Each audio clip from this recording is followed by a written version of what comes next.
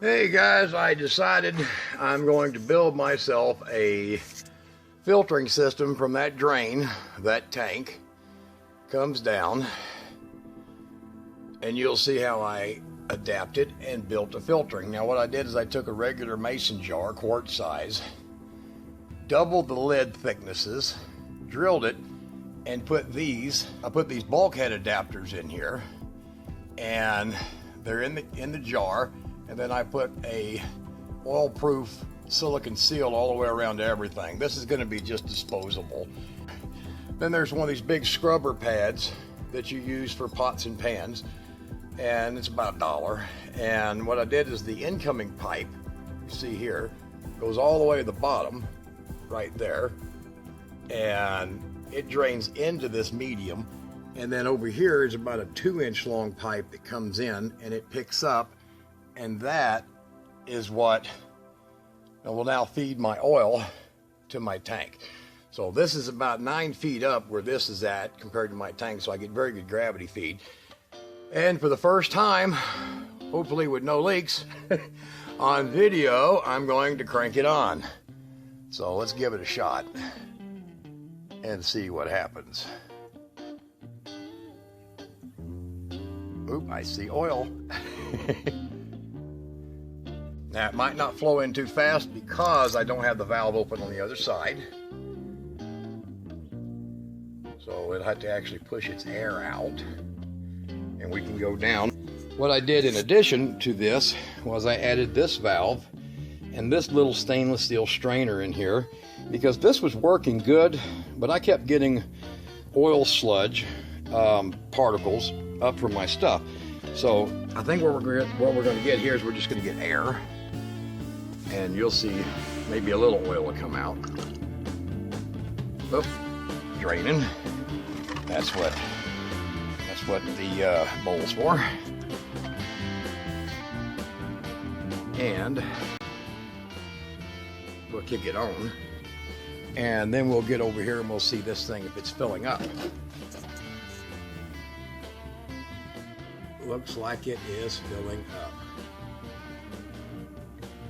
All right, I'm gonna cut while I get this thing filled up, and then I'll do a short video showing you how that is going to take any kind of leaves and grass debris that might be in used motor oil that you get, plastic parts, metal parts. It should be able to collect it going through that medium.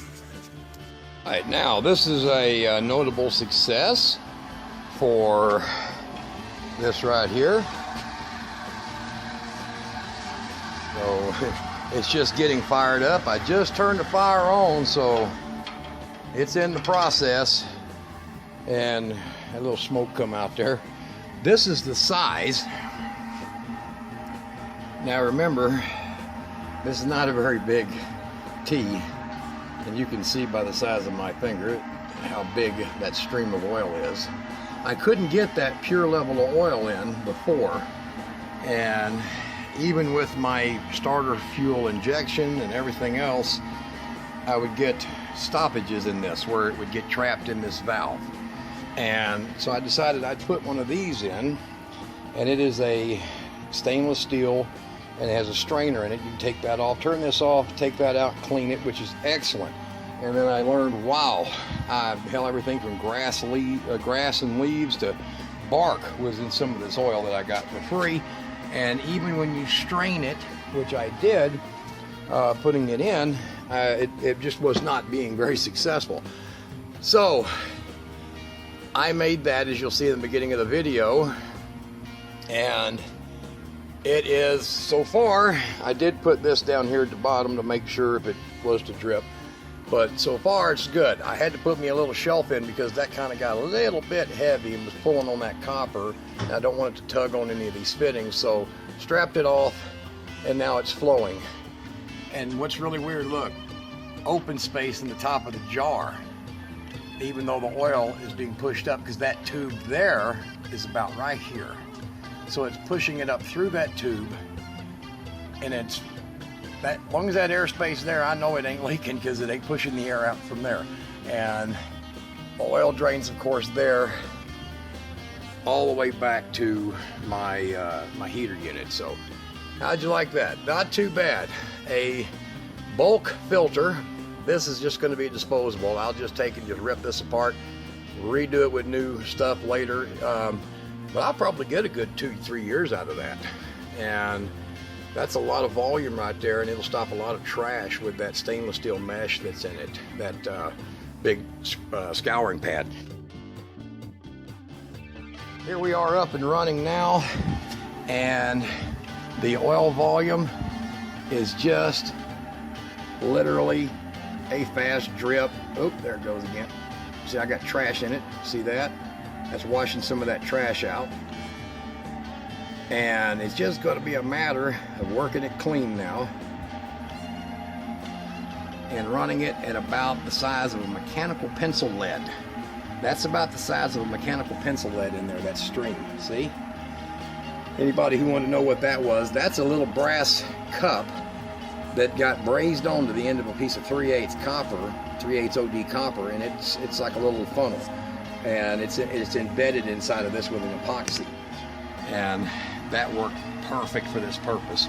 But she's starting firing up good now. She's been burning dirty because she's cold, but she'll clean up here shortly, and we even got some fire in the pan there.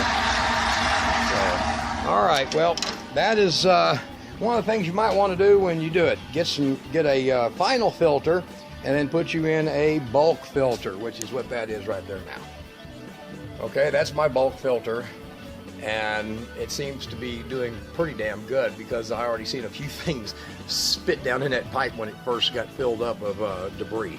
All right, guys.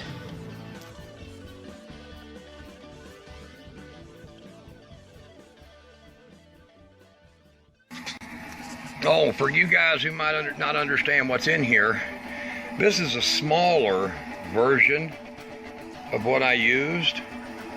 Okay, that's where the fluid is coming through. It's just under, it's a little over an eighth, a little under a quarter. I'd call it probably 3/16. And that is what is in here, right in here. Okay. And this one here is a little smaller cup version of that, and you can get it at a welding shop. It's actually what you hook up for your gas in your welding machines, put your hose on, and you can just take a look at that. Now that fits inside of 3/8 pipe. It's barbed, but I brazed it on, so that's what's inside of here. And then what I did is I slipped a bronze washer up into here so it would stop at the top of that 3/4 inch pipe. And then what I did is I just used an epoxy and filled the whole area with an epoxy and then pulled it down tight. And I did all that before I reconnected this. So I had the copper pipe hanging out that union, just a long piece of it. And the pipe inside, I put on a bender. It don't have a 90, so it's on a bender and it sweeps down. So what I was able to do is fish that copper pipe in the center. And once it got about a foot in there, then I had my little tabs that I brazed on it to center it in the pipe, and it got almost to the end down there, and I got about another 1.5 feet in and had another set of tabs that center it in the pipe, and there's 3 of them all together going down the length of that 1.25 inch pipe, and then brought it all the way up, and the excess I cut off down there inside the stove, and that way that was made bent, and then there's just a long piece of copper hanging off before I slid it up inside there and then tied that union down. So if you're wondering how to get it in there, that's it. So that's brazed on. The copper will hang out the bottom of this, and it'll stay loose up here so that you can turn that fitting on, and then you shoot your epoxy in with